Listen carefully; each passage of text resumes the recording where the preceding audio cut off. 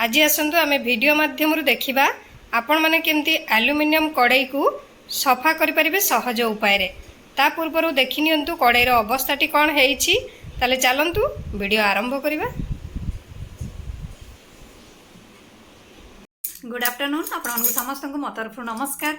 आशा करछि आपण माने समस्ते भलरे थिबे मु भी भलरे अछि।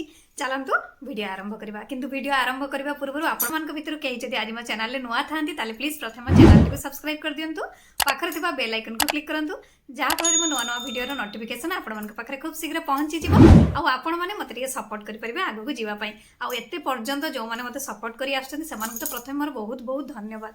ताले चलंतु वीडियो आरंभ करबा। एथिपाई आमे प्रथमे गैस ऑन करबा। गैस ऑन करके हमर कड़ाईटी को बसैबा। कड़ाई बसैकी सेतिरे एबे आमे किछि पानी दबा गरम होबा पई छाड़ीबा। पानी जेतले हमर गरम होबा आरंभ होबो सेते बेले आमे लेंबू फाळे एथिरे दबा। पूरा रसटी को चिपुड़ी नेबे ता सहित आपण माने ई चोपा को भी एथिरे देई देबे। सेकेंड रे आपण माने एथिरे किछि विनेगर ऐड करिवे। आधा कप भली विनेगर एथिरे देबे। लास्ट रे आपण माने एथिरे बेकिंग सोडा किछि देबे। एको एबे भलो भाबरे फुटिबा पई छाड़ीबे। आपणकर जेते भी कड़ाईटी मैला हेइ थाउ आपण माने एही प्रोसेस रे करिवे देखिबे पूरा पूरी सफा हे जिवो। से आपणकर पोड़ी जाई थाउ बासनटी कि पूरा कला हेइ थाउ। मोर तो आपण माने देखले एते मैला हेइनी तथापि हेइची।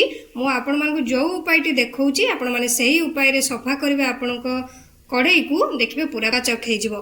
ताले आमे एबे को फुटिबा पई भलो भाबरे छाड़ीबा। किंतु आपण माने एथिरे बेकिंग सोडा देबे। बेकिंग पाउडर देबेनी। एई बेकिंग सोडा रो गोटे चामच एथिरे देबे। गैस रो फ्लेम को लो रखिबे। 15 मिनिट पाखापाखि भलो भाबरे फुटिबा पई छाड़ीबे। जेमती आमर जो मैला गुड़िका कड़ाई रे लागिची से भलो भाबरे जेमती आमर टिके फुली जिवो सेथिपई आपण माने एको किछि समय फुटेइबे। पानीटी को आपण माने मझिरे मझिरे टिके ई पानी गुडी को जोडा कि तार ऊपर रे टिके लगेई नोथुबे। आपण माने देखि पारुथुबे हमर पानी रो कलर चेंज हे गेलानी। या आपण मानकर बेसी परिश्रम करिया पई पड़ेनी। ताकू जदि किछि समय टिके आपण माने फुटेई देबे ना तो आपण को कम समय नब सफा करबा पई आ शीघ्र सफा हे जिवो। तले ये मोर टिके आ किछि समय भलो भाबरे फुटी जाऊ। ये एबे हमर 10 रु 15 मिनिट हे गलानी फुटीबारे। आमे एबे गैस ऑफ कर दबा। आपण माने किंतु एही सॉल्यूशन द्वारा आपनकर जेते भी बासन को अपरिष्कार बासन को सफा करि परिबे। से आपण मानकर खीर बसई कि जदि खीर बासन टी पड़ी जाई थाए बा आपनकर जहाँ भी किसी तरकारी फरकारी बसई कि आपनकर बासन पड़ी ची कि भात पड़ी जाई ची जहाँ भी आपण माने एही सॉल्यूशन द्वारा सफा करि परिबे। मु सेति पई कोन करबी ना मु जोथरे खीर बसईथिले आपण माने देखि परथबे खीर जगाटा भी मोर भी टिके सुखी जाई ची जोडा कि खीर जगह को भी मु माजिबी। तो मु एबे सेही सॉल्यूशन टाकू ए मोर खीर जगह रे मु देई देबी को सफा करिया पे मते सहज हबो। ताले गैस ऑफ करबा। ए सॉल्यूशन टाकू एथिरे देई देबा। एको एबे आमे टिके ठंडा होबा पई छाड़ीबा। ठंडा हे सरला परे आमे कोन करबा ना भीम लिक्विड एथिरे किछि देई देबा।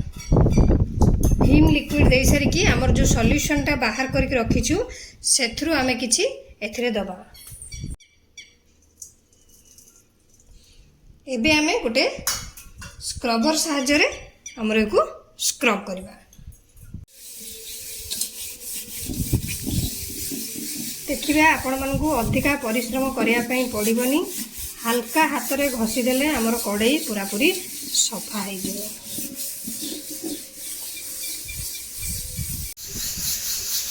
देखंतु हमर कड़ाईटी पूरा पूरी सफा हे गेलानी भीतरटी।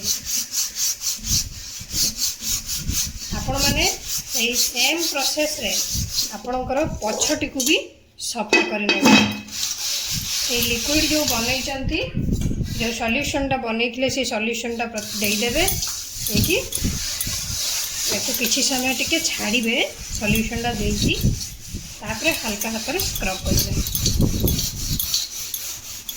एबे हमरो এই সଲ୍ୟୁସନଟାକୁ ଲଗାଇବାର କିଛି ସମୟ ହେଇଗଲାଣି ଆମେ ଏବେ ସ୍କ୍ରବ୍ କରିବା ଆପଣମାନେ ଚାହିଁବେ ଯଦି ବାଲି କାଗଜରେ ବି ଘଷି ପାରିବେ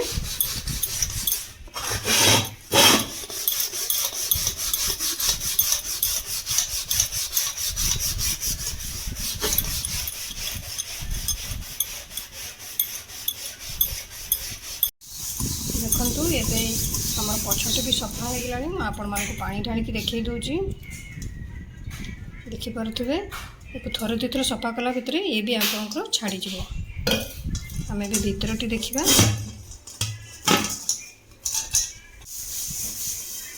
ଆପଣମାନେ ଭିତରଟାକୁ ବି ଦେଖନ୍ତୁ ମୋବାଇଲରେ ଠିକ୍ସେ ଦେଖାହେଉନି କିନ୍ତୁ ଆମର କଡ଼େଇ ପୁରାପୁରି ସଫା ହେଇଯାଇଛି ଆମେ ଏବେ କଡ଼େଇକି ତ ଭଲ ଭାବରେ ଧୋଇଦେବା ତା ପୂର୍ବରୁ ଚାଲନ୍ତୁ ଆମେ ଯେଉଁ କ୍ଷୀର ହାଣ୍ଡିଟା ଯେଉଁ ଆମର ଯେଉଁ ଜାଗାଟା ରଖିଥିଲି ସେଥିରେ ସଲ୍ୟୁସନ୍ ଭର୍ତ୍ତି କରିକି ତାକୁ ଏବେ ଆମେ ସଫା କରିଦେବା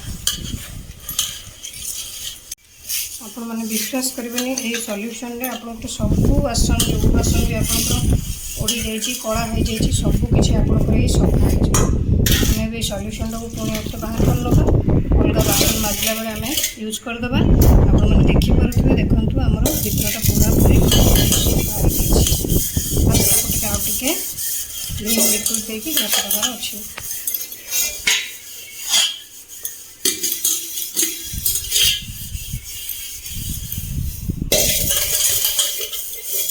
ଚାଲନ୍ତୁ ଏବେ ଆମର କଡ଼େଇ ଆଉ ତ ଏଟାକୁ ଆମର ଧୋଇଦେବା